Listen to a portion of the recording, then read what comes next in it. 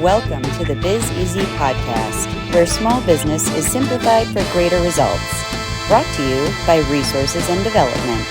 Go to www.resources-development.com for help in taking your business to the next level. And now, help me welcome the host of the Biz Easy podcast, Steve McCrillis. Welcome to the Biz Easy podcast, where small business is simplified for greater results.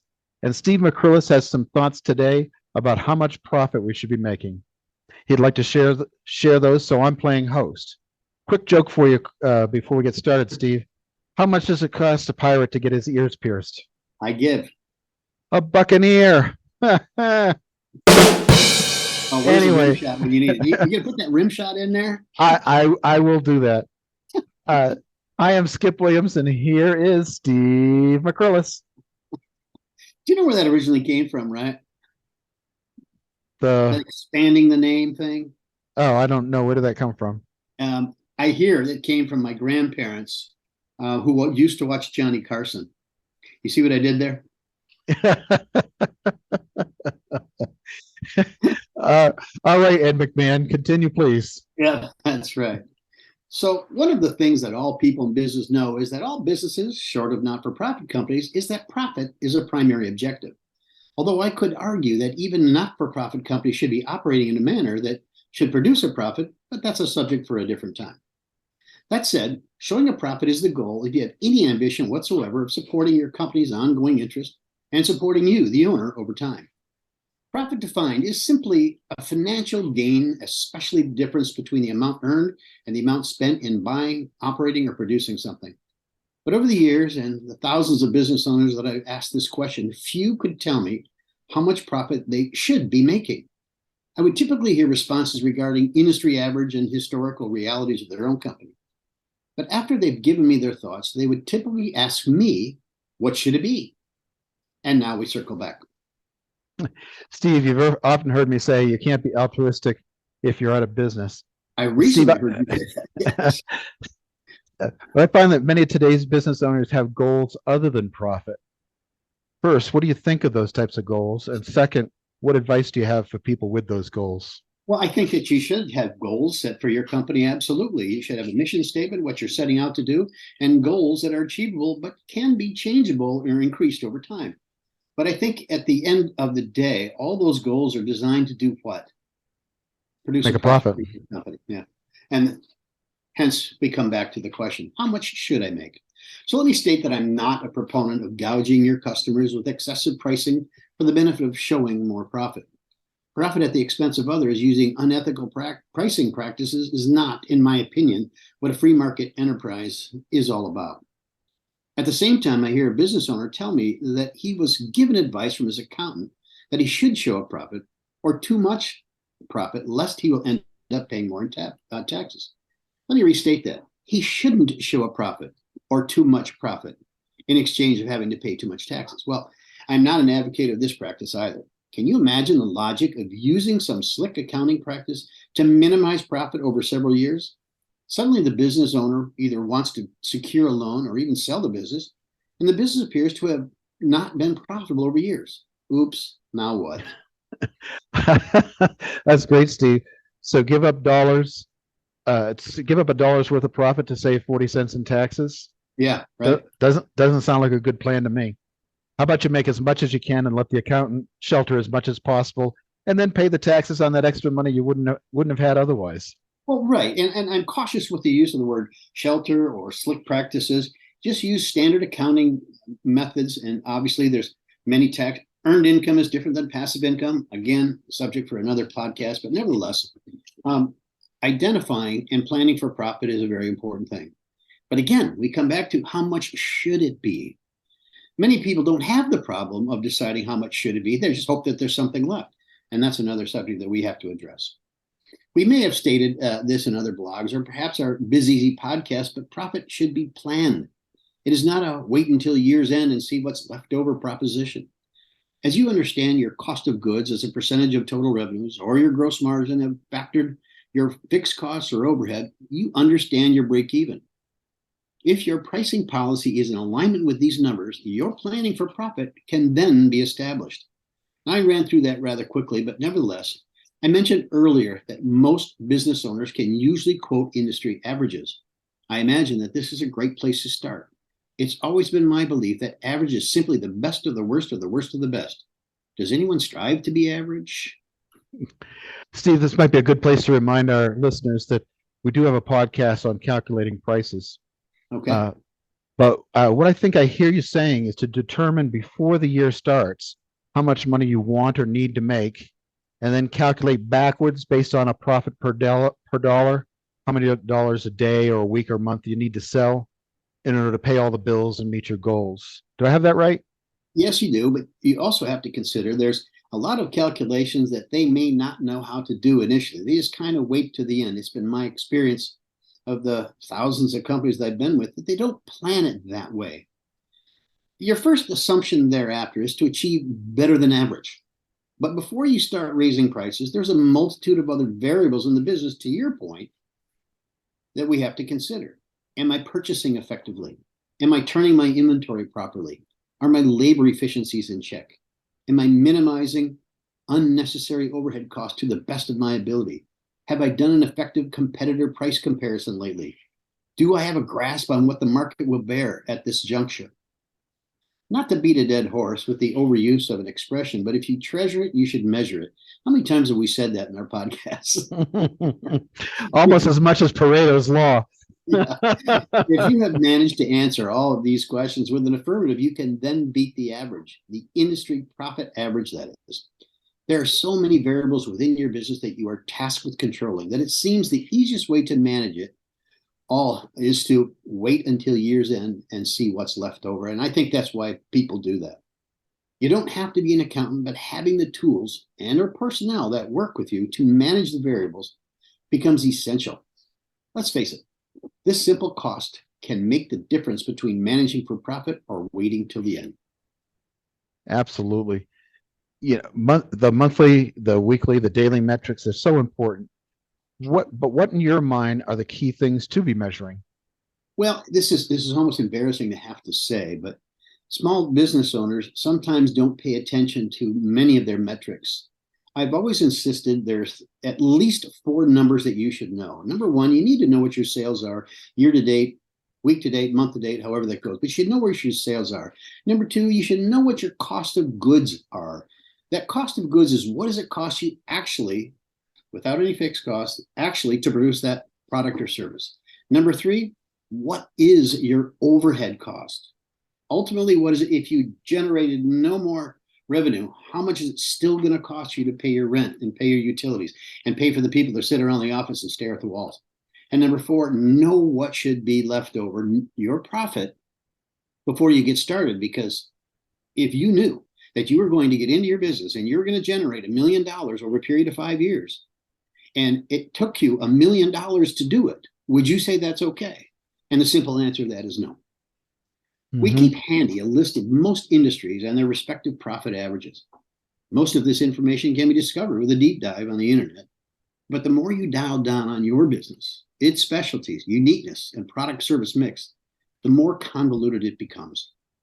Don't become discouraged. My humble advice is to figure out with as much precision as you can how much profit you have been making in recent months and years, and prepare yourself a report. From this report, you can look at seasonal fluctuations that occur in your business on a yearly basis. As an example, I was working in the tuxedo business for over 15 years. Now, the tuxedo industry is unique in that it caters to groups and individuals, all whose demand occurred in about a 3-month span, weddings and proms.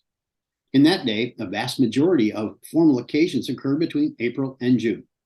Aside from a small demand spike in the fall when people got married, 80% of the revenues were generated in only 3 out of 12 months. Pricing policy and cash flow planning were absolutely essential to survive. Labor efficiencies and demand for labor in the busy months were additional challenges. Now, not every business has that dramatic of a fluctuation, but you can imagine how retail is. I mean, they call it Black Friday for a reason. A vast majority of the revenues generated by most retail occurs when? In Q4 of any given year. Not all businesses have the seasonal fluctuations that the tuxedo industry has, but tracking of costs does affect all industries. Knowing your profit history, coordinating with your profit expectations will invariably compel you to plan more effectively. That is, if profit is something you strive for, and I assume it is. To share another of my most prized expression, it's not how much you make, it's how much you keep. Couldn't agree more about seasonal fluctuation. And, most businesses have some fluctuation, while others, like you described, have drastic fluctuation. I would think this fluctuation makes it even more important to measure and plan so that your cash flow is adequate to get you through those lean times. You have any thoughts on that? Yeah, absolutely.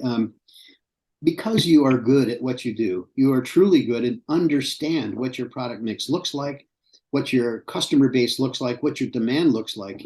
You can adjust those things by the month according to what you have done historically. I say this for all of those who are not doing a startup. Startups can have an idea, but they don't even know where to start, which is why pro formas are typically presented using industry averages again. But once you understand through your historic, assuming you've been in business for a year, 2 years, 3 years, you can look back and see what those seasonal changes have been, and you can adjust your numbers accordingly. Now, in the retail industry, that's rarely apparent. Q4 is typically when the money is generated. But there are many other industries where it's exactly the opposite than that.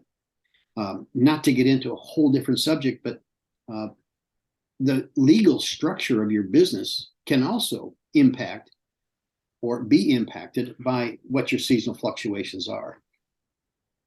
I agree that there's a lot of calculations that is required, and it may require involving your accountant and involving your bookkeeper to break those out into manner you can understand.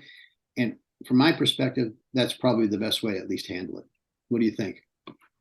Yeah, I think, to your point, the more fluctuations you have, seasonal or otherwise, the more pivoting you have to do to adjust to market needs and wants, demands that you plan more and more carefully. For example, if I had a cafeteria in a Wall Street corporate building, I probably know that my cash flow is not going to fluctuate Monday through Friday very much, and it's probably not going to fluctuate month to month very much. But on the other hand, as you say, a tuxedo business or hotel business or those types of things, you've got huge fluctuations. And the thought I wanted to add, the reason I'm going through all this is where possible, we should also talk about trying to do some yield management where we yield the pricing based on the demand. And that's not possible in all industries, but most of those industries it is not possible. There's certainly the possibility of giving discounts during slow periods and never discounting during your high periods. Well, it's interesting that you bring that up because we are never particularly enamored with a business that essentially raises the price of something specifically on demand, although it's a common practice. And I use hotels as an example. My wife and I were planning a ski trip to Park City. Well, at that date, we found that it was during Sundance Film Festival. So the hotel rates, which were typically $170 a night, suddenly went to $980 a night. Now, obviously they're planning for profit, but to that extent, it gives me pause. Now, there's outliers in every business, and airlines tend to do it in high volume areas, high peak areas, which is why you plan flights typically on Tuesdays and Thursdays versus Fridays and Mondays for that very reason. But if you understand those things in your own business, you can change your pricing policy. And I know you've gone into a great depth in preparing information for people on how to look at how to price effectively without gouging, but at the same time, being competitive with your product. When you worked with clients in talking about pricing policies, what sort of things do you look out for to ensure that they're not basically taking industry averages or at least what the market will bear? You're turning this around on me. I thought you were supposed to answer the questions. But I'm happy to answer. And that is, yeah, when you've got a limited supply and a very a very variable demand, then oftentimes you sell at a loss during your slow times just to keep the lights on, and therefore during your peak periods, you some would call it gouging, but if you can fill a hotel or fill an airplane at whatever price you're asking, why wouldn't you? Why shouldn't you? So let me be the robber baron of the conversation and say, absolutely take advantage of those peak periods, and when you can't make it as obvious as hotels and airlines do, then you do it through discounting. So you set your rack rate pricing at your highest level, or a high enough level where you can still be competitive in the marketplace with other businesses, and then you discount in order to fill your lean or shoulder periods of the year. And I'm glad you brought that up, because as I harken back to the time I spent in the tuxedo industry, we couldn't and we didn't dramatically raise our rental prices during the peak seasons. So you have to price that according to what the market will bear, but also constant competition checks to know where the market is on pricing had become very important. Now, when we were using 3 months out of the year to generate 80% of our revenue, you would think, I mean, we actually sold out in many cases. You would think in that situation, based on scarcity, we would raise that price. We could virtually double that price, but we didn't. And we did it ethically to ensure that, well, we could drive that product, which is a frivolous product, generally speaking, out of the market, out of the industry by doing that. Well, to be honest with you, that's exactly what happened over the course of the last 15 years. As prices, I worked in the state of Wisconsin for many years, and then I worked in Los Angeles for many years. Well, the price difference for a product was about double on the West Coast. And they also didn't change their price during the peak season. So they knew that they had to cover an entire year's worth of volume in those 3 months. But still, you have to be careful with how much you really charge. But in essence, what happened throughout the industry is it became disbanded because tuxedos were falling out of favor with the general public, believe it or not.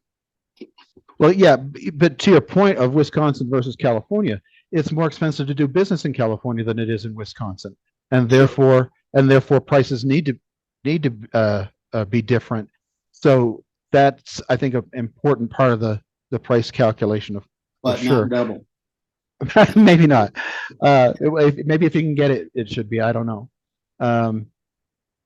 Do you think that industry averages you mentioned are next to worthless compared to your existing company's benchmarks? I don't know if I use the word worthless, but I would use to say it's probably a reasonable benchmark.